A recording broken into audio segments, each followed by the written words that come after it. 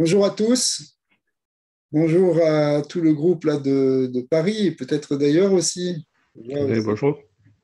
les amis de Montréal qui sont là.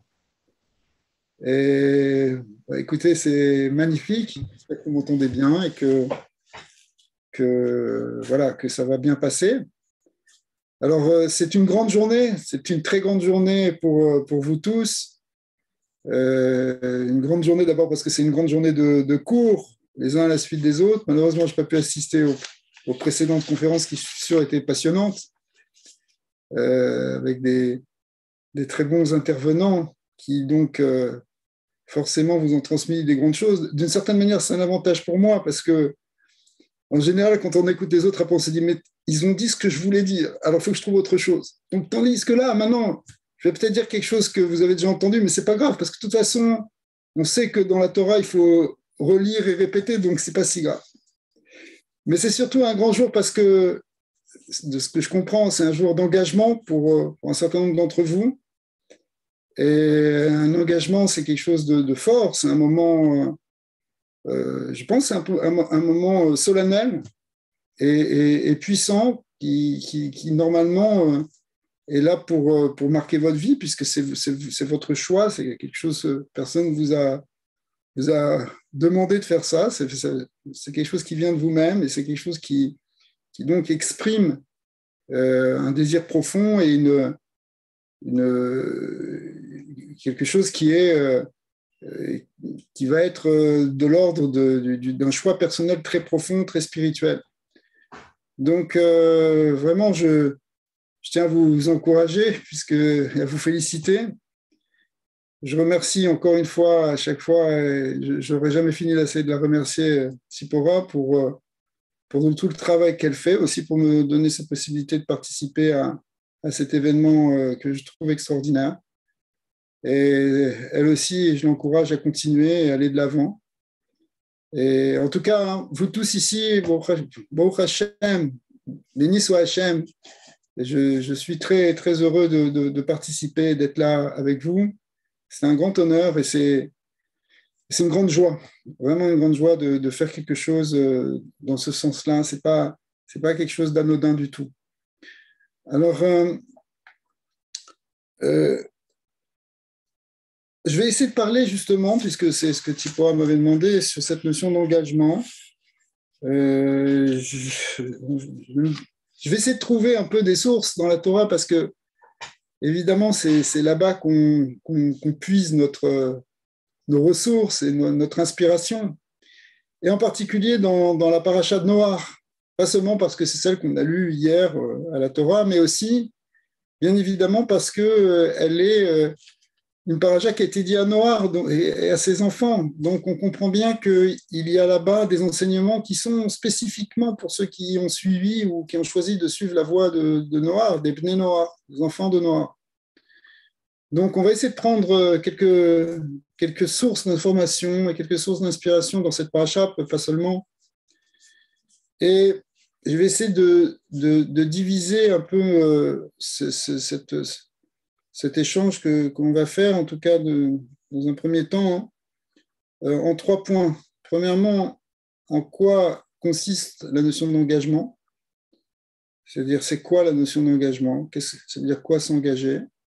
Deuxièmement, on essaiera de voir le contenu de cet engagement.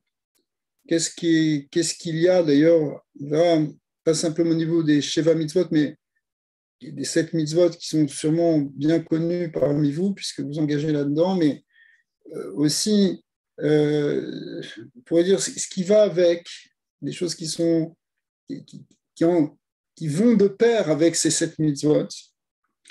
Et puis, on essaiera de voir aussi le pourquoi de cet engagement, vers quoi il doit nous amener, vers quoi, c'est quoi la finalité de cet engagement, qu'est-ce qu'on peut construire à partir de là. Alors évidemment, après, je vais faire un petit partage et puis vous pourrez évidemment participer un petit peu après. Je pense que c'est comme ça le programme qui a été prévu par Tsipora. Donc après, évidemment, on pourra faire un échange au contraire. Alors, on va commencer tout de suite par donc la notion d'engagement. euh, je vais peut-être dire des choses qui sont un peu connues pour certains, mais je pense que c'est bon quand même de le redire. Il y a plusieurs approches au sein même du monde rabbinique, on va dire, sur la manière de voir les 7 mitzvot des Bnei Noach. La manière de les voir, c'est-à-dire, au fond, quelle dimension donner au mouvement des Bnei Noach. Est-ce que les 7 mitzvot, et certains sont partisans de voir cette vision-là, est-ce que les 7 mitzvot sont une espèce de morale naturelle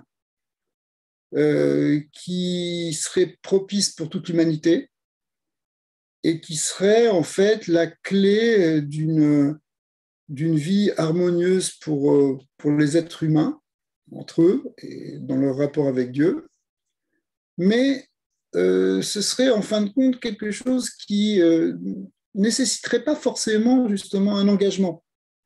Après tout, on pourrait imaginer que des gens comprennent, et peut-être beaucoup de gens d'ailleurs qui l'ont compris, qu'il ne faut pas tuer, qu'il ne faut pas voler, qu'il faut respecter la justice, qu'il faut peut-être conserver l'idée de famille, et qu'il ne faut pas manger d'un animal sauvage, pas faire des actes de sauvagerie. Donc, c'est quelque chose qu'il ne faut peut-être pas blasphémer, qu'il faut peut-être, bon, ok, le comportement idolâtre n'est pas non plus adéquat. On n'aurait pas besoin forcément de s'engager, de prendre sur soi le fait de dire, voilà, je fais un engagement solennel vis-à-vis de Dieu que je vais respecter ses mitzvot. Peut-être pas.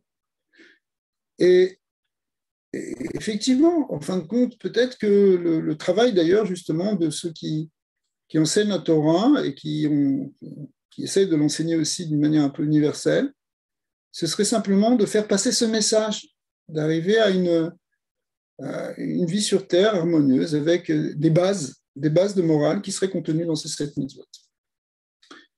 C'est un point de vue qui est bien sûr vrai, parce que peut-être qu'on ne peut pas demander à tout le monde de s'engager solennellement dans le fait de faire les mitzvot telles qu'elles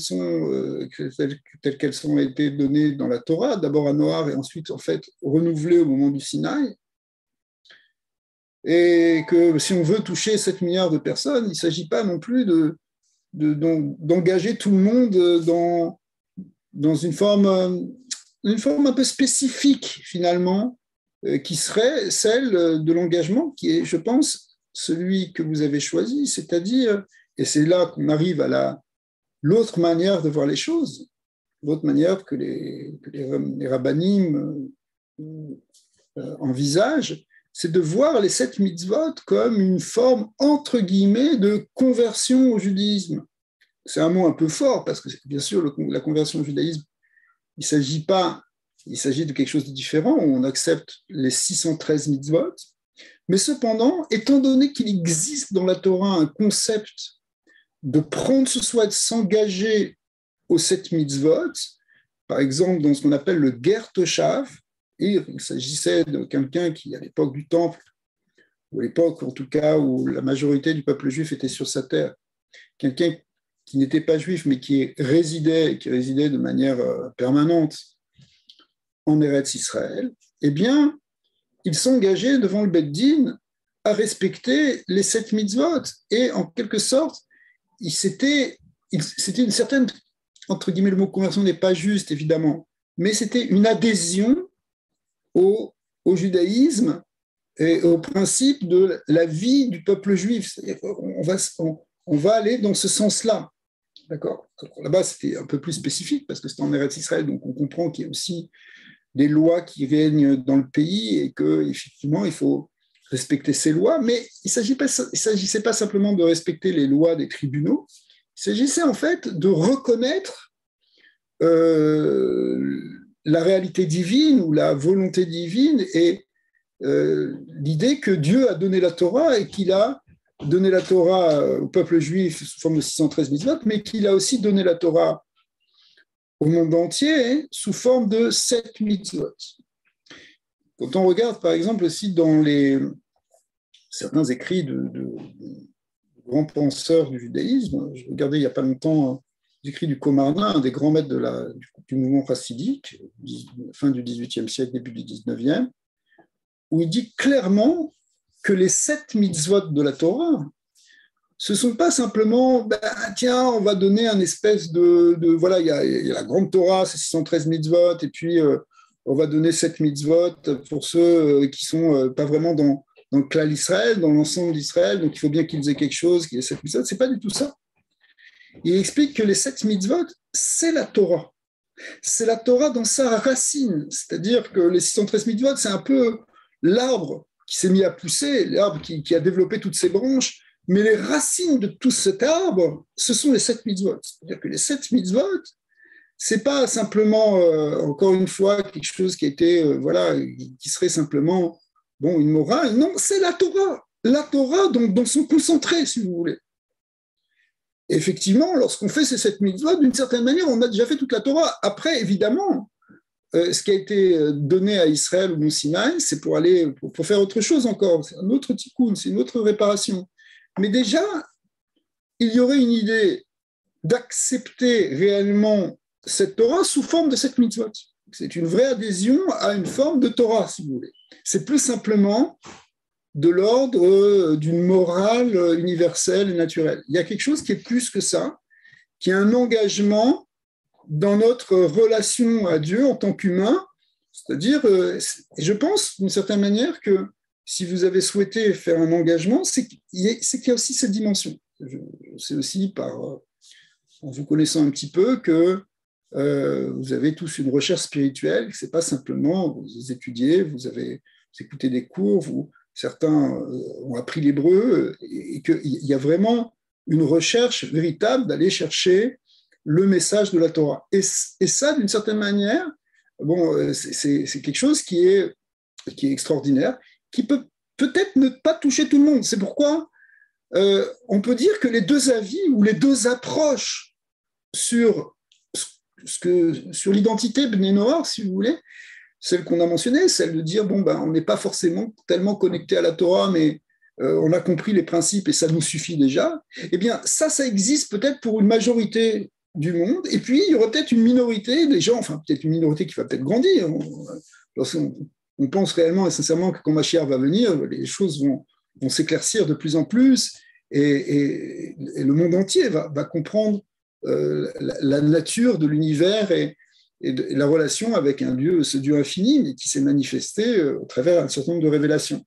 Mais en attendant, on peut très bien comprendre qu'il y ait plusieurs approches dans le noachisme et que voilà, c'est que aussi du travail maintenant de ceux qui essayent de diffuser le judaïsme pour le monde entier, bien on comprend qu'il y a aussi plusieurs approches et plusieurs niveaux, et donc vous avez choisi, et vraiment je vous encourage, c'est vraiment extraordinaire, c'est vraiment magnifique, cette idée de prendre sur soi les 7 mitzvot, qui sont finalement prendre sur soi la Torah. C'est une manière réellement d'accepter la Torah, puisqu'encore une fois, les 7 mitzvot, ce ne sont pas simplement des mitzvot qui ont été donnés au Bnei Noach, c'est la Torah telle qu'elle était dans sa racine avant qu'elle se manifeste au Sinaï. Donc, vous avez déjà quelque chose qui est très important et qui contient, d'une certaine manière, toute la Torah. Et donc, si on dit que c'est de la Torah, si on dit que c'est des mitzvot, on sait très bien l'explication que donne Baal Shem Tov et le Baal HaTanya sur l'idée des mitzvot, c'est que les mitzvot, ce sont des choses qui attachent à Dieu. Le mot mitzvah, qui veut dire commandement, il veut dire aussi attachement, il veut dire aussi lien. Tsava, qui veut dire un lien, une connexion. C'est-à-dire qu'à travers les 7 mitzvot, c'est une manière, pas simplement d'arriver à un ordre social et une solidarité entre humains et une paix entre les hommes, c'est aussi une connexion avec une dimension transcendante qui nous rattache à Dieu, si vous voulez. D'accord ? Donc, on a ici quelque chose qui est vraiment une Kabbalat Torah dans ce que vous allez faire quand vous allez vous engager. Et ça, c'est encore une fois une très très grande chose. Et c'est un acte enfin, je trouve ça admirable de décider, de choisir ça et en même temps d'obtenir une forme de reconnaissance de ce choix que vous avez fait. Alors,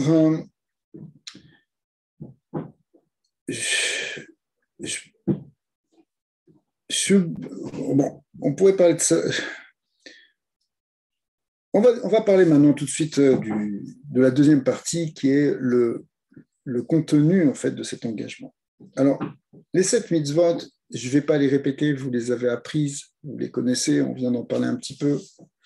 C'est quelque chose qui est clair. On sait aussi quand même que quand on dit 7 mitzvot, ce n'est pas simplement 7 mitzvot, ça inclut énormément de choses. Vous l'avez déjà étudié, il y a des codes de loi qui sont sortis, des Shulchan Aruch qui sont sortis pour les Bnei Noach. Vous voyez très bien que ce n'est pas simplement 7 mots, 7 choses.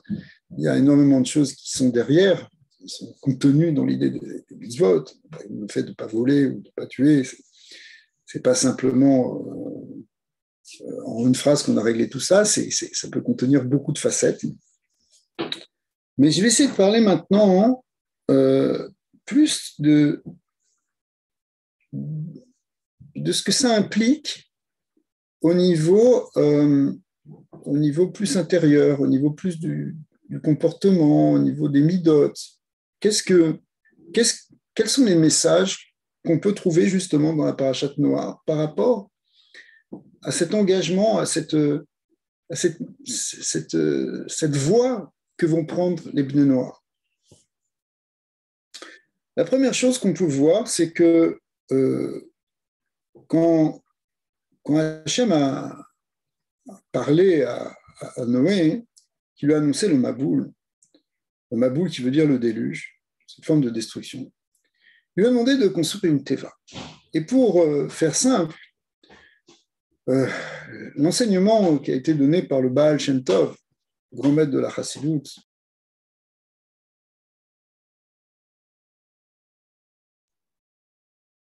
l'enseignement qui a été donné par le Baal Shem Tov, grand maître de la Chassidut, est que la teva, hein, le mot teva, qui veut dire l'arche, qui veut dire littéralement la boîte, enfin le bateau dans lequel se retrouvaient Noé, sa famille et les animaux, ce mot-là, teva, veut dire aussi autre chose en hébreu. Il veut dire mot, M-O-T. Et de là, hein, Baal Shem Tov nous dit que si on veut ne pas être submergé par l'agitation du monde, par le tumulte de la vie quotidienne et de ce qui nous entoure, il faut savoir aussi rentrer dans la teva, rentrer dedans. Et ça veut dire quoi, rentrer dans la teva? Comme Noé qui est rentré dans la teva, c'est rentrer dans les mots de la Torah, rentrer dans les mots de la tefila, c'est-à-dire de la prière. Si on plonge dans ce monde-ci sans cette protection de la sagesse, sans être capable de prendre du temps pour étudier, prendre du temps pour prier, pour méditer, eh bien, on risque d'être absorbé et d'être dans une initiation qui nous perturbe. Au contraire même, le Baal HaTanya, le premier grand maître de la Chassidut Chabad, explique que le fait d'avoir cette possibilité de rentrer dans la teva, de rentrer dans les mots, fait que même si on est occupé toute la journée à des activités dites profanes et avec tous les soucis que ça peut générer, le fait qu'on soit capable à un moment de s'arrêter, ou une fois qu'on a fini la journée, de se recentrer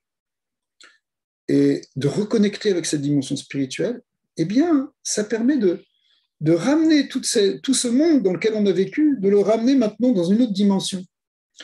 Et du coup, ces eaux du déluge, eh bien, elles sont appelées au contraire les eaux de Noach, tel que c'est écrit dans le livre de Isaïe, parce que dans le livre de la Genèse, ce sont les eaux du Maboul, les eaux du Maboul qui rendent Maboul.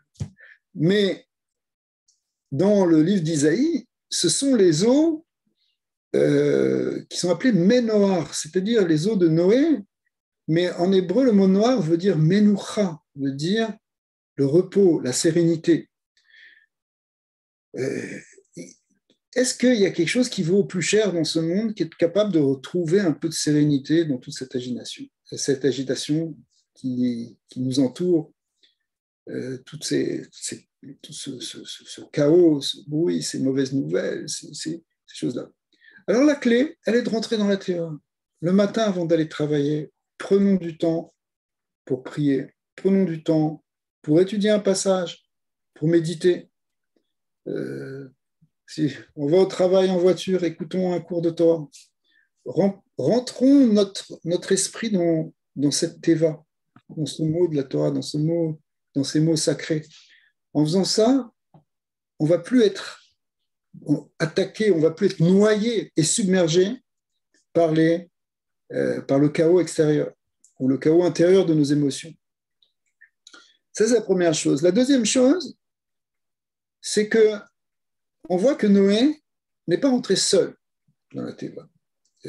Dieu lui a dit de faire entrer sa femme, ses enfants, les femmes de ses enfants. Et ce qui représente le fait d'essayer aussi d'amener nos proches, ceux qui sont autour de nous, ceux sur lesquels on peut avoir une influence. Quand on dit nos enfants, ce n'est pas forcément nos enfants, ça peut être aussi nos élèves. Et même si on n'est pas un maître qui donne une classe à des élèves, ça veut dire des gens sur qui on peut avoir une influence.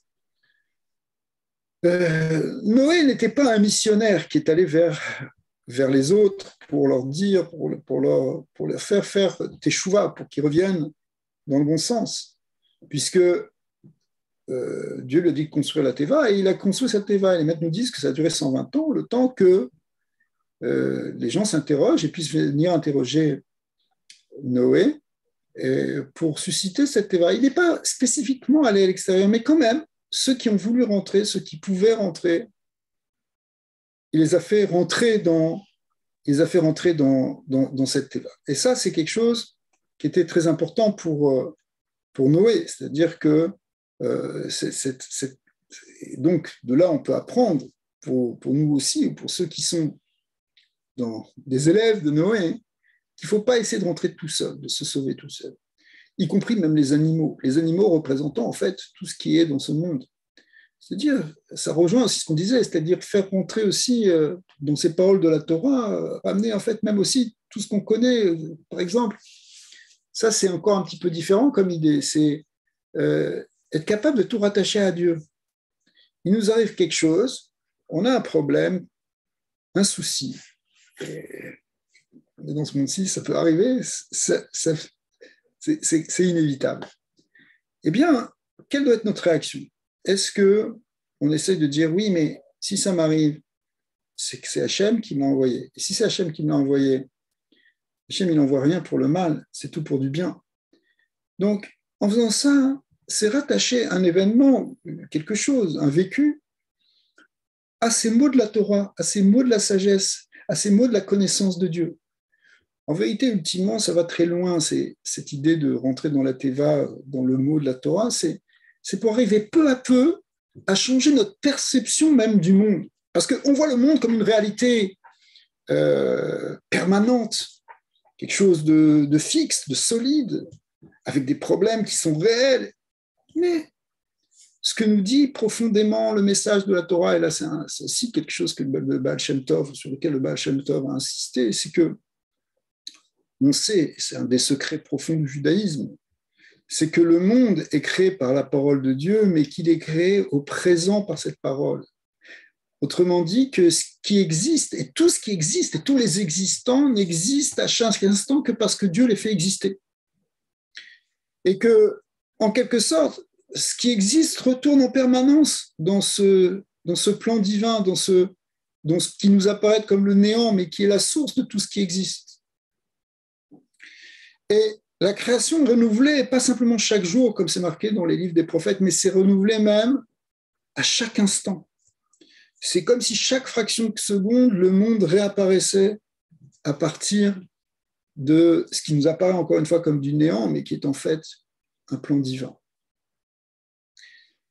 Et si on arrive à cette conscience-là, eh bien notre perception des événements, notre perception des difficultés va complètement changer. Parce qu'on sait que c'est tout. Hachem qui fait tout derrière. Notre attachement au monde, nos peurs dans le monde vont changer. Et là, on va avoir des clés pour réellement sortir d'un monde qui est un monde, encore une fois, de chaos et de maboule de déluge où tout est sans dessus-dessous, pour arriver au contraire à une forme de sérénité intérieure. Parce que notre perception sera que, eh bien, ce n'est pas le monde qui est absolument réel ou qui est réel d'une manière absolue, bien qu'il ait une certaine réalité, mais ce qui est absolument réel, c'est le plan divin qui est derrière, qui sous-tend toute l'existence. Et lorsqu'on a cette conscience-là, conscience qu'on peut développer, et ça prend au fur et à mesure des années de méditation, de réflexion sur cette idée, qui est en fait le secret ultime de l'étude de la Torah. Eh bien, peu à peu, on va passer des mets à Maboul, des eaux de ce déluge, aux mets noirs, c'est-à-dire aux eaux sereines, à une forme de sérénité, et de tranquillité et de paix intérieure. Paix intérieure qu'on va pouvoir transmettre et qu'on va pouvoir partager. Encore une fois, il faut rentrer les autres aussi dans la télé. Donc, en faisant ça, on va finalement arriver à quelque chose qui est un vrai changement. Le vrai changement du monde, ça commence par le changement en soi, et ça vient de cette perception. Mais la clé, c'est rentre dans la teva, rentre dans la méditation, rentre dans la parole de la Torah. Ne sois pas simplement accroché à ton téléphone, à ton Internet, à ta radio qui te balance tous les jours des nouvelles, les pires les unes que les autres, créant des peurs, des agitations mentales, des inquiétudes, c'est peut-être pas la peine de développer, vous l'avez tous compris. On est tous dans ce monde, qui est un monde, c'est ça le monde du déluge pour nous. Mais il faut en sortir. Il faut, en tout cas, se préserver. Il faut, au contraire, changer ça. Et en réalité, ça va même plus loin parce que le monde qu'on veut faire, c'est un monde où Dieu est révélé dans le monde physique. Mais pour qu'il soit révélé dans le monde physique, il faut qu'on trouve cette sérénité en nous. Il faut qu'on ait cette perception de la dimension divine dans le monde. Alors, ça, c'est une des très grandes clés que vient nous apprendre la Parashat Noah. Et si la Parashat Noah nous l'apprend, c'est qu'elle ne l'apprend pas simplement au Ham Israël, mais elle l'apprend au monde entier, à tous ceux qui se définissent comme des enfants de Noé. Donc, d'une certaine manière, cet engagement que vous faites, il vous amène vers ça. Un troisième enseignement qu'on pourrait tirer, peut-être qu'il y en aurait beaucoup plus, mais disons, on va en tirer un troisième, peut-être un quatrième après, c'est dans un autre passage de la paracha. Ce passage qui est un peu énigmatique nous raconte qu'après être sorti de la Teva, parce qu'il faut aussi sortir de la Teva, sortir de la Teva, je n'en ai pas parlé, mais ça veut dire aussi être capable de répandre à l'extérieur et de transmettre justement cette sérénité à l'extérieur. On en a pas un petit peu parlé, mais en tout cas, je ne l'ai pas développé. Mais après être sorti, Noé fait un certain nombre de choses, il offre des sacrifices, Dieu le bénit, il lui montre le signe de son alliance, qui fait qu'il ne détruira plus le monde, qui est le signe de l'arc-en-ciel,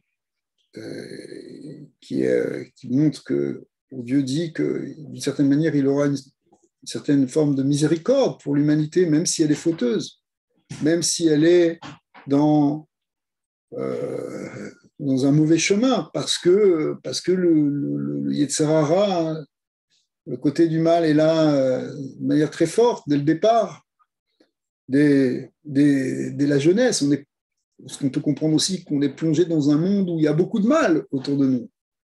Et c'est très difficile de s'en libérer. Donc Hachem comprend, même si il nous demande de nous en libérer, même si on a une responsabilité de faire le bien et de chasser le mal. Mais cependant, Dieu dit qu'il nous détruira plus. Après cela, Noé qui constate que le monde doit être complètement reconstruit, puisque tout a été décimé, y compris la végétation, eh bien, la Torah nous dit qu'il a planté un vignoble. Il a planté un carême, un vignoble, et qu'il a bu, et qu'il s'est enivré, et qu'il s'est dénudé.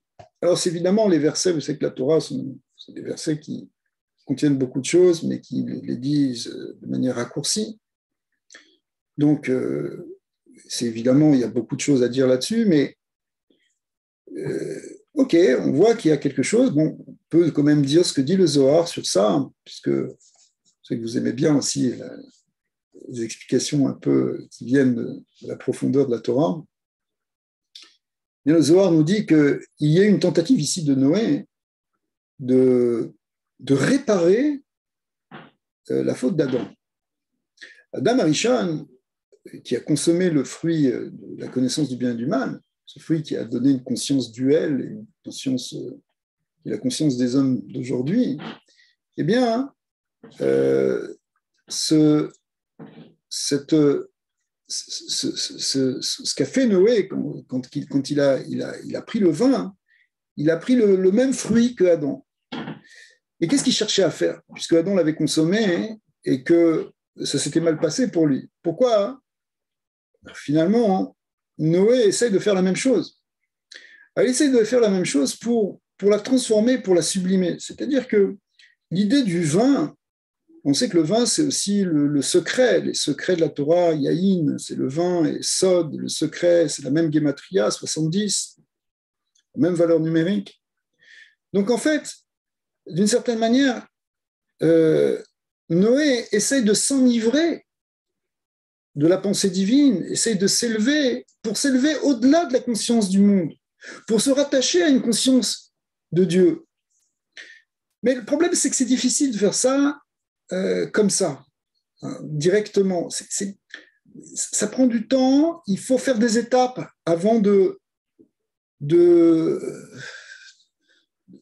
rentrer complètement dans la conscience du divin. Ce que je dis, ça demanderait un grand développement, en fait, parce que cet arbre de la connaissance du bien et du mal, c'est en même temps la conscience du monde d'en bas, du monde physique, où il y a le bien et le mal, où il y a l'obscurité et la lumière. Avant ça, Adam, il est dans la perception seulement de l'unité divine, il n'est pas encore entré dans cette dualité.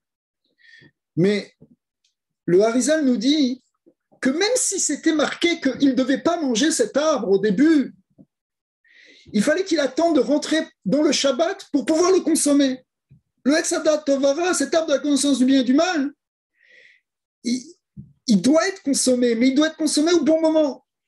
C'est-à-dire au moment où on s'est tellement élevé spirituellement d'abord dans la conscience de l'unité divine qu'après on peut faire rentrer cette conscience de l'unité divine dans le monde physique. Il ne faut pas inverser les problèmes et dire « bon, je suis dans le monde physique, je fuis ce monde, et puis voilà, j'ai réglé ce problème ». On voit ça aussi des fils de Aaron. Aaron à Cohen, qui le jour de l'inauguration du tabernacle, ses deux fils s'enivrent, parce qu'ils s'enivrent en fait d'amour de Dieu, et puis leur âme les quitte. Et quand les âmes leur quittent, alors finalement, ils n'ont pas réglé le problème parce qu'il fallait révéler Dieu dans ce monde. Donc eux, ils se sont connectés à Dieu et ils ont quitté ce monde, leur âme s'est échappée. Mais on n'est pas arrivé à la finalité. Et d'une certaine manière, ce qu'on reproche à Noé, pourquoi tu n'as pas planté d'abord du blé avant de planter du vin, de la vigne? Construis d'abord ce monde, construis progressivement. Occupe-toi de ta femme, de tes enfants, de ton voisin, avant simplement de t'élever dans une ivresse. Oui, une fois que tu as tout construit, tu peux peu à peu amener cette vision qu'il n'y a que toi, Hachem. Mais ce il n'y a que toi, Hachem, il vient en réparant en même temps ce monde. Pas seulement il n'y a que toi, Hachem, et puis finalement, non, parce que finalement tu retombes. Et à un moment, tu retombes, et quand il s'est réveillé, Noé, il s'est rendu compte encore qu'il avait non seulement rien réparé, mais au contraire, ça s'était dégradé. Ça, c'est juste une petite introduction pour dire ce qu'on va dire maintenant. Parce que, comment ça s'est passé? Quelle a été la réaction des enfants de Noé. On est dans le 9e chapitre de la Genèse. Eh bien, il est dit que, on va dire en français que Ham, le 3e fils de Noé, a vu la nudité de son père. Ra Ervat Aviv. Il a vu la nudité de son père. Et qu'est-ce qu'il a fait? Il est allé le raconter à ses frères à l'extérieur, Baroutz, à l'extérieur. Quelle était la réaction des 2 autres frères, Shem et Yafet? Eh bien, ils ont pris sur leur épaule une simla, c'est-à-dire un vêtement, une couverture, et ils sont partis en arrière couvrir leur père. Et puis après, la suite du texte continue. Moi, ça a été juste un instant sur cette idée. L'idée de... Qu'est-ce qu'a fait Ham? Ham, il a vu la nudité de son père. Et d'une certaine manière, avec un certain plaisir, il est allé le raconter à ses frères. Il a vu la nudité de son père, il a vu le problème, il a vu quelque chose de négatif, il a vu le mal. Mais qui t'a dit de le raconter? Qui t'a dit de l'amplifier? Qui t'a dit de le développer? Qui t'a dit d'aller le porter à l'extérieur? C'est ça le problème de Ham ici. Ham vient et c'est celui qui voit le négatif et qui le montre à tout le monde, qui en parle à tout le monde. Au lieu d'essayer comme ses frères, de couvrir la faute, de couvrir le mal, d'essayer de l'arranger, d'essayer de faire quelque chose, d'essayer de le réparer, d'essayer de protéger, lui, au contraire, il cherche à le remuer et à l'amplifier, à le développer et à salir tout le monde avec ce mal. Je pense qu'ici, il y a une notion profonde de ce qu'on appelle en hébreu la tsniout, la pudeur. La pudeur, ce n'est pas simplement au niveau du corps physique, on sait que la Torah insiste, on sait que même la halakha insiste sur la pudeur au niveau physique, de ne pas dévoiler la nudité au sens simple du terme. Il y a des halakhot pour ça, et je pense que ça touche aussi les blés noirs, il faut faire attention à ça. Mais c'est aussi une pudeur dans le caractère. Être capable de ne pas avoir l'effronterie de parler mal, de dévoiler du mal, de salir, de développer le lashon hara. Mais ça commence par ne pas regarder le mal. Regardez la force des frères. Eux, ils partent en arrière pour ne pas voir. Pour pas voir. Ce n'est pas qu'ils ne sont pas au courant, ils savent ce qui s'est passé. Mais arrête de regarder négativement, arrête d'aller chercher le problème. Essaye de l'arranger plutôt. Ils mettent ça sur leurs épaules, c'est-à-dire qu'ils prennent ça en charge. Ces vêtements, ils le mettent sur leurs épaules, c'est-à-dire ils prennent en charge d'essayer de réparer le monde. Mais ils ne cherchent pas cette idée de contraire. Allez, on prend un malin plaisir à voir le négatif et que tout est sale et que tout est pourri et que rien va bien. Arrête, essaie d'arranger discrètement, sincèrement. Ne regarde pas là où il ne faut pas regarder. Fais ce que tu as à faire plutôt. Et n'en parle pas à l'extérieur. Ça rejoint, ce sera encore un autre point, mais qui rejoint celui-là, qui est un petit peu avant, au départ. Quand Dieu dit à Noé d'emporter les animaux dans la Teva, de prendre 7 animaux qui sont purs et 2 des animaux qui sont, par paire, des animaux qui ne sont pas purs, justement la Torah va nous dire le mot pur et le mot non pur. En hébreu, ça veut dire taor ou théora au féminin, bema théora, mot taor qui veut dire pur. Et pour dire impur, la Torah choisit ici, dans ces versets, de dire l'othéora, pardon. L'othéora, c'est-à-dire non pur. Et le Talmud de se demander, mais pourquoi tu n'as pas employé le mot impur, qui est un autre mot en hébreu, qui se dit tamé. qui est un mot plus court, plus simple. Pourquoi tu as rajouté des lettres? Vous savez que la Torah, chaque lettre est pesée, chaque lettre a un sens. Donc, on aurait pu employer le terme le plus simple, c'est de dire le mot tamé. Tu veux dire impur. Pourquoi tu dis le théora, non pur? En français, on ne sent pas tellement parce que impur et non pur, ça ressemble. Mais en hébreu, c'est deux mots différents.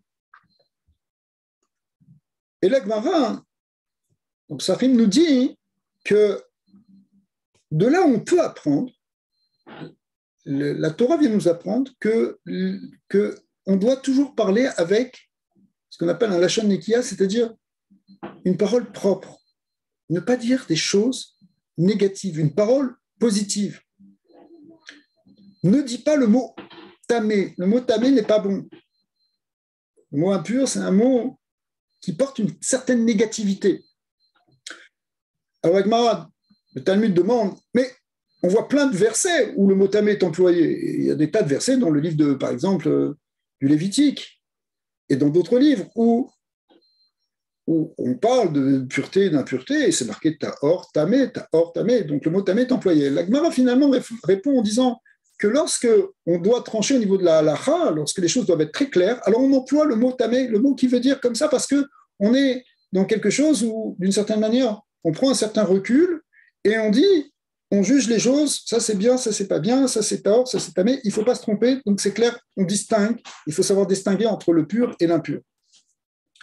Mais lorsqu'il s'agit d'un récit, ici c'est le récit de voir entrer les animaux, où il n'y a pas une implication par rapport à un jugement de quelque chose, eh bien, il faut faire attention à ne pas employer quelque chose qui porte une certaine négativité. En d'autres termes, et ça rejoint ce qu'on vient de dire sur Ham et cette vision négative et le fait de le raconter, il faut arrêter de parler négativement. Le mot nekiya qui est employé par le Talmud pour dire une parole propre, une parole dénuée de saleté finalement, ça veut dire parler une parole positive. Arrêter d'avoir une parole qui raconte toujours des choses négatives et qui se plaint et les critique. C'est tout à fait d'actualité. On vous parle sans arrêt du Covid et des nombres et des choses et des vaccins et ceux qui se vaccinent, ceux qui ne se vaccinent pas, etc. Et tout le monde a la tête prise par des paroles très négatives. Il faut aussi compenser par des paroles positives. J'ai besoin de ta chaîne. Ok, on fait attention. Ok, on a pris ça, mais ça va finir. Ça va s'arrêter. Il va dire des choses qui soient positives. Arrêtez de dire que du négatif. Voilà.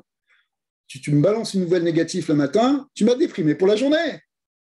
Donc, ça, c'est quelque chose qui est une clé pour l'humanité. Et on voit que il y a besoin de travail là-dessus, parce que c'est pas ça qu'on entend dans les nouvelles. C'est pas ça qu'on entend partout. Vous ouvrez n'importe quel journal, n'importe quel truc, c'est toujours des paroles d'angoisse, des paroles enfin, toujours 95%, des paroles de déprime, des paroles des paroles négatives. Or, la paracha de Noah nous apprend ça en premier. Elle nous apprend qu'il faut toujours parler positivement, parce que sinon, ça a un impact énorme, énorme sur ta vision, énorme sur ta manière de penser. Et si tu commences à penser négativement, tu vas devenir déprimé. Si tu viens déprimé, tu te laisses aller. Si tu te laisses aller, c'est toute ta vie qui en pâtit. C'est le monde entier qui en pâtit. Donc, on ne peut pas s'amuser à ça. Alors, plus ou moins, il y a des gens qui sont de nature plus positive, plus optimiste, plus joyeux. Mais d'autres, c'est plus difficile. Au contraire, ils sont plus pessimistes, sensibles à certaines choses, etc. Donc, il y a un travail à faire. Il y a un travail à faire que nous apprend la parashat Noah. Ça fait partie des Sheva Mitzvot Bnei Noach, cette idée-là. C'est très important parce que, au-delà, si vous voulez, de dire, bon voilà, j'ai fait les 7 mitzvot, c'est tout un état d'esprit, c'est toute une manière de vivre. Vivre avec cette conscience qui est Hachem derrière, de plus en plus. Vivre avec cette conscience que si c'est Hachem, alors il n'y a que du bien, il faut arrêter. Bien sûr, il y a du mal extérieurement, mais à quoi ça sert de le mettre en valeur? Pour l'augmenter, pour le diffuser, pour qu'il se multiplie, comme Ram, là, qui vient discuter à l'extérieur, qui vient en rajouter, Il ne s'agit pas réellement d'étouffer le scandale. Ce n'est pas ça. C'est une autre manière de voir. C'est une manière de dire, est-ce que ça sert à quelque chose que je sois en train de simplement répéter le négatif? Le négatif, il est là, mais qu'est-ce que tu en fais? Qu'est-ce que tu en fais de cette faute? Qu'est-ce que tu en fais de ce mal qui est dans le monde? Il y a du mal, bien sûr. Il nous a été légué par la génération précédente, comme ces enfants de Noé qui reçoivent ça de leur père. C'est vrai. Et eux-mêmes l'ont reçu d'une génération à d'une génération. C'est des choses qu'on porte. On porte sur les épaules. Mais qu'est-ce qu'on en fait? Est-ce qu'on essaye de l'amplifier ou est-ce qu'on essaye, au contraire, non pas de camoufler, mais d'essayer déjà de l'atténuer? Tant que les choses se calment, les choses s'arrangent, tant que Noé se réveille, d'accord? Tant qu'on se réveille tous. Alors, ça, c'est quelque chose qui est très important pour arriver à comprendre que ce n'est pas simplement donc des mitzvot que vous prenez sur vous, mais c'est une approche de la vie, une approche qui va aller chercher, dont l'inspiration, on va la prendre dans la Torah. Là, on l'a pris dans Parashat Noach, mais en vérité, vous pouvez la prendre dans toutes les parashotes et dans tous les enseignements des maîtres. Mais évidemment, Noé, ici, c'est quelque chose qui est extraordinaire. On aurait pu en voir, on pourrait développer, on pourrait faire des cours entiers sur cette paracha-là. Alors, on va arriver à la troisième partie, qui est le pourquoi de l'engagement. Vous avez chacun votre raison, évidemment. Chacun il a sa motivation, chacun il a sa compréhension. Mais ce que je veux dire ici, par pourquoi l'engagement, ça veut dire, ultimement, vers quoi on veut aller. Alors, là aussi, on va prendre référence dans la paracha de Noé, de Noah, où la fin de la paracha nous parle d'un autre événement de l'humanité, un événement aussi majeur, qui est celui de ce qu'on appelle la tour de Babel et de sa destruction. Puisque ce n'est pas pour rien que c'est marqué à la fin, que tout ce récit est compté à la fin de la paracha de Noé. Alors,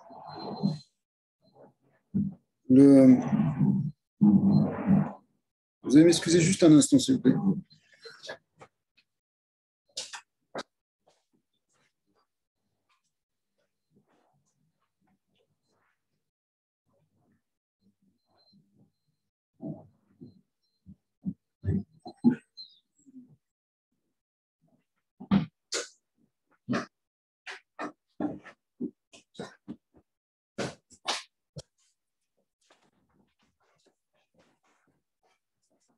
Voilà, désolé pour cet intermède.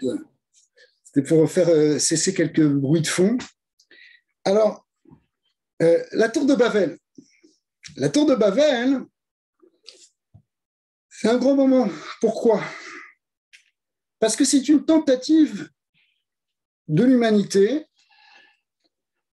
tel que c'est présenté dans la Torah et par les maîtres, de sortir du Maboul aussi. Quel rapport? Alors, ce que nous dit la Torah, la Gemara, les Mefarshim, c'est que l'humanité avait peur d'un nouveau Maboul. Ils se sont dit, on va construire une tour, une ville, et on va prendre le pouvoir sur les forces du monde, le pouvoir sur les forces de l'univers. Alors, à l'époque, c'est une vision plus subtile et plus spirituelle que celle d'aujourd'hui.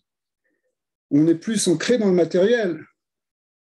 Et donc, prendre les forces, c'est présenté comme aller lutter contre les forces des anges, avoir le pouvoir sur les forces qui dirigent la nature à un niveau subtil, connaître les secrets des noms divins pour prendre le pouvoir dans le monde. Mais dans l'idée était d'arriver à un contrôle du monde, contrôle de l'humanité, contrôle de la nature.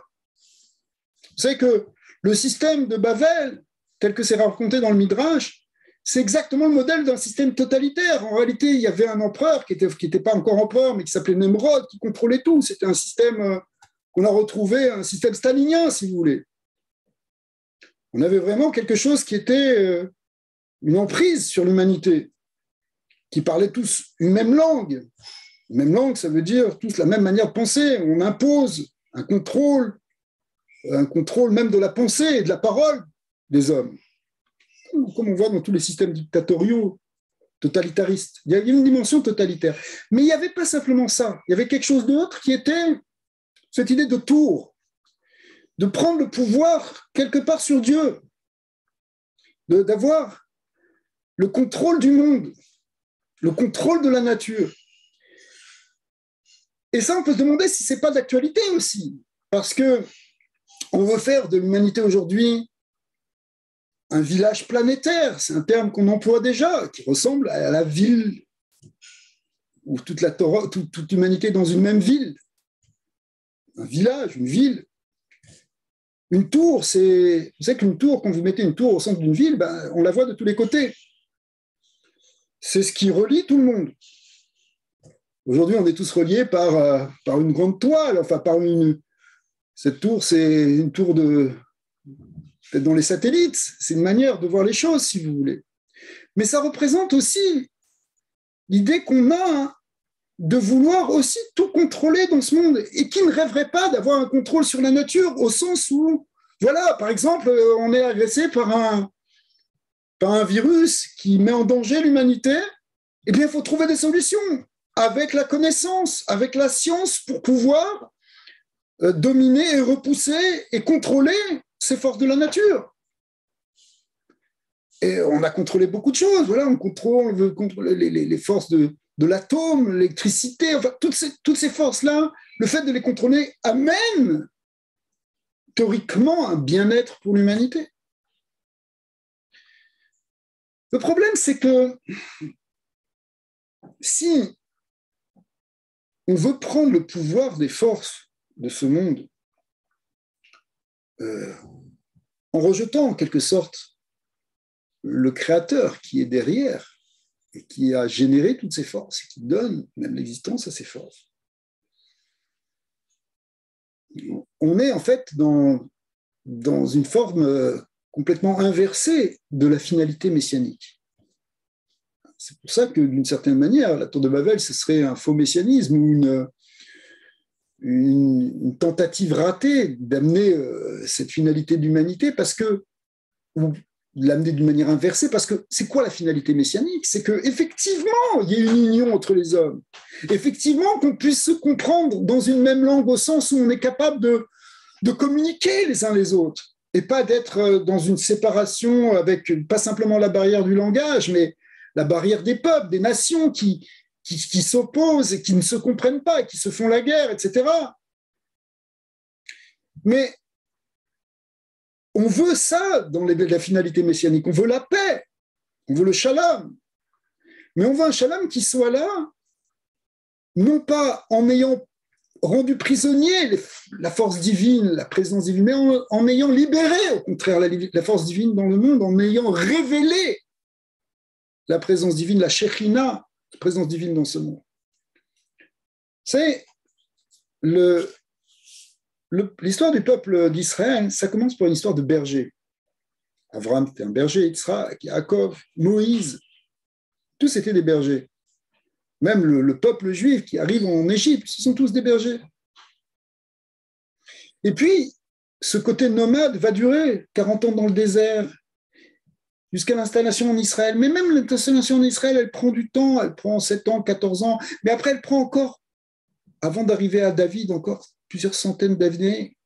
C'est seulement David qui va découvrir et fixer la ville sainte qui est Jérusalem. Cette ville dont la Torah nous dit à plusieurs reprises bien avant, Makom Asher Yifrar Hashem, l'endroit qu'aura choisi Dieu pour faire résider son nom. Et puis, avec le fils de David, Salomon, sera construit le temple. Jusqu'à présent, le temple était soit portatif, soit provisoire. Le temple de Shiloh, qui a été appelé Shiloh et Nod, c'était des temples qui étaient encore provisoires, qui n'étaient pas Par exemple, c'est vrai qu'ils étaient plus fixés dans la terre, mais la couverture était encore une forme de tente. Donc on était entre le côté nomade et le côté sédentaire. Mais finalement, le Beth Amikdash va être construit avec des pierres. On rentre dans quelque chose de solide et de fixe dans une ville. Et donc, on va y avoir une sédentarisation, ou en tout cas une fixation dans quelque chose qui va être de l'ordre d'une ville. Mais simplement, ça va être une ville sainte, par opposition à la ville de Bavel. Vous savez que même si on remonte un peu plus haut dans la Torah, Parashat Bereshit, on voit que la première ville, elle a été faite par Caïn. Caïn qui a fait une ville pour son fils Hanor, il l'a appelé comme ça. Et l'idée de faire cette ville, ça veut dire quoi faire? C'est le début, si vous voulez, de l'idée de fixation dans l'espace, de sédentarisation. Il était déjà un Ish Adama, il était déjà un homme de terre, de Caïn. Hein, c'est lui, il a fait pousser du lin, alors que Abel, lui était un berger. Et puis, il a offert de la laine. Mais Caïn, c'est celui qui amène cette sédentarisation et qui amène cette fixation dans l'espace. Mais cette fixation dans l'espace, elle va trouver toute sa, on pourrait dire sa brutalité dans l'histoire de la ville de Bavel. Ouais. Et ce que nous demande la Torah, c'est effectivement de faire de ce monde un monde avec une certaine fixité dans l'espace. Et un monde qui ne va pas être le monde du désert, mais ce qu'on appelle dans l'hébreu le Yeshuv, un endroit de civilisation, un endroit où les hommes sont installés, où ils ont effectivement gagné quelque chose sur la nature. Alors que dans le désert, on est pris dans les forces naturelles. Ici, dans une ville, il y a une protection, il y a une construction. Ouais. Mais cette ville que l'on veut construire, et c'est le modèle pour le monde entier, c'est la ville de Jérusalem. C'est-à-dire non pas une ville qui rend prisonnières les forces de Dieu, mais une ville qui dévoile et qui révèle la force de Dieu. La ville où la Shekhinah peut résider. La ville où on peut percevoir la présence divine. Pas où on l'enferme pour nous, mais on lui laisse tout son espace. C'est ça le temple, c'est ça Jérusalem, qui est la ville de Yerushalayim, ça veut dire Yerou Shalem, Yerou qui veut dire la crainte, c'est-à-dire la conscience du divin et le respect du divin, ça la Hirat Hashem. La crainte de Dieu, c'est le respect du divin. Et puis, Shalem, idée de paix, de shalom, c'est-à-dire d'harmonie, pas de ce qui est l'inverse du shalom, qui est la domination totalitaire. D'accord. Donc, d'une certaine manière, si on voit cette idée-là de la tour de Babel, à la fin de la parashat Noach, c'est que, attention, l'histoire de Noach, elle peut nous amener dans la tour de Babel. L'humanité, elle peut tomber dans ça. Et on sait, il y a des risques, on le voit, on l'a vu, c'est sans arrêt, il y a eu des tyrans, sans arrêt, il y a eu des dominateurs, sans arrêt, il y a eu des gens qui ont souffert, des esclaves, etc. Et c'est sûr que ce n'est pas ça qu'on veut. Ce qu'on veut, au contraire, c'est de ne pas tomber dans cette tour de Babel. Et c'est pour ça que la parashat Noé ne se termine pas avec la tour de Babel, mais se termine avec la naissance d'Abraham. Abraham qui représente déjà cet espoir de pouvoir transformer, de pouvoir sortir le monde justement de cette, aussi bien de la folie du Maboul, je fais un petit jeu de mots, mais de ce chaos du Maboul, où les choses sont complètement désordonnées, ou bien l'autre extrême, où les choses sont totalement contrôlées. Il veut nous amener cette liberté, il veut nous amener, c'est quelqu'un qui croit dans la liberté métaphysique du Ein-Sof, qui est totalement libre, l'infini de Dieu est limité par rien, et qui pense que cet infini-là doit se révéler au sein de l'humanité, parmi nous, dans ce monde. Il faut faire de ce monde une résidence divine, et que cette résidence divine, lorsqu'on y arrive vraiment, c'est ça la finalité messianique, elle va permettre d'unifier à la fois un plan humain, un plan physique, un plan terrestre, avec une dimension totalement infinie et totalement transcendante. Il n'y aura plus d'opposition entre les deux. Au contraire, l'un sera le support de l'autre, à l'image même de ce temple de Jérusalem qui, fait de pierre, est celui qui permet de révéler la Shekhinah. La pierre étant, si vous voulez, le côté de la matière, dans son état plus bas, et qui va permettre de révéler la Shekhinah. On pourrait même rajouter qu'on sait que dans les deux premiers temples, il n'y avait pas d'utilisation du fer, le métal, pour construire, et il n'y avait pas de partie en fer dans la construction, alors qu'il y en aura dans le troisième temple, parce que bien qu'on voit le fer comme quelque chose au départ de négatif, en réalité, ce niveau qui est le plus bas, qui est encore plus bas d'une certaine manière que la terre, parce qu'il a que la pierre, parce qu'il a un côté où, évidemment, on sait que le fer peut amener, ça peut être l'épée, ça peut être ce qui fait couler le sang, malheureusement. Eh bien, au contraire, ce sera quelque chose qui sera tellement transformé, le monde de la matière sera tellement transformé qu'elle sera justement ce qui permettra de révéler complètement la présence de Dieu dans le véritable shalom. Et donc, au fond, si vous voulez, ce message d'Abraham, il est déjà dans la parashat Noé. Il est déjà ce vers quoi doivent tendre les Bnei Noach. Les Bnei Noach, ils doivent tendre vers ce monde. C'est pour ça que c'est ça ce que j'appelais le pourquoi de l'engagement. C'est un engagement, à mon sens, évidemment, après chacun parmi vous va émettre ce qu'il perçoit et ce qu'il comprend. Et puis, c'est sûr que ça peut évoluer aussi avec le temps. L'engagement, c'est quelque chose qu'on renouvelle chaque jour, qu'on vit tout le temps. Ce serait aussi quelque chose à développer. Mais, à mon sens, il y a cette idée d'aller vers la construction d'un monde meilleur, d'aller vers la construction de ce monde qui a été visionné par Abraham et qui va finalement se réaliser avec le Messie, avec Mashiach. Alors voilà, je vous souhaite vraiment une grande hatzlacha, une grande réussite dans ce processus. Et voilà, j'espère que non seulement tout va bien se passer, mais que vous allez aller de l'avant, et que ça va même influencer autour de vous, que ça va avoir que des bénéfices dans tout ça. Alors, comme prévu, si vous voulez participer par des questions ou par des remarques, par des ressentis, ce que vous voulez, évidemment, c'est bienvenu.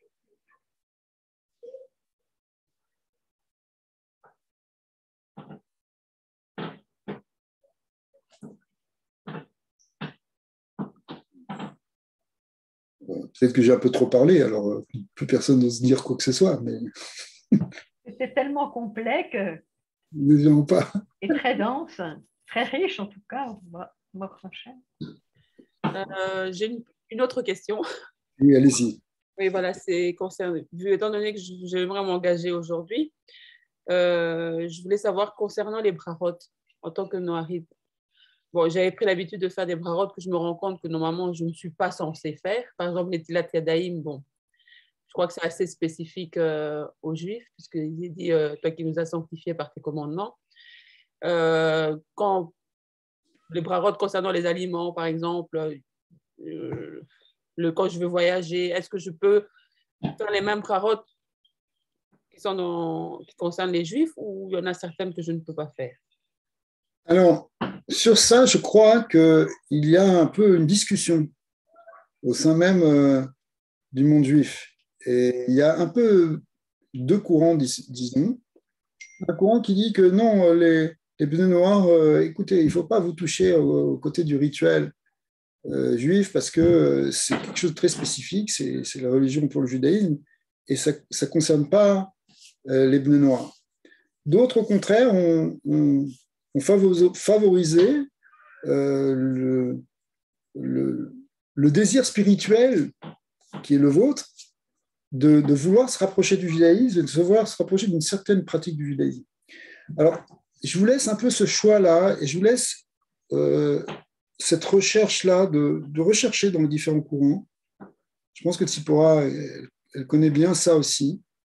Elle peut vous orienter sur les différents courants qu'il y a dans le mouvement Bnei Noach et que vous suiviez là où vous êtes le plus à l'aise.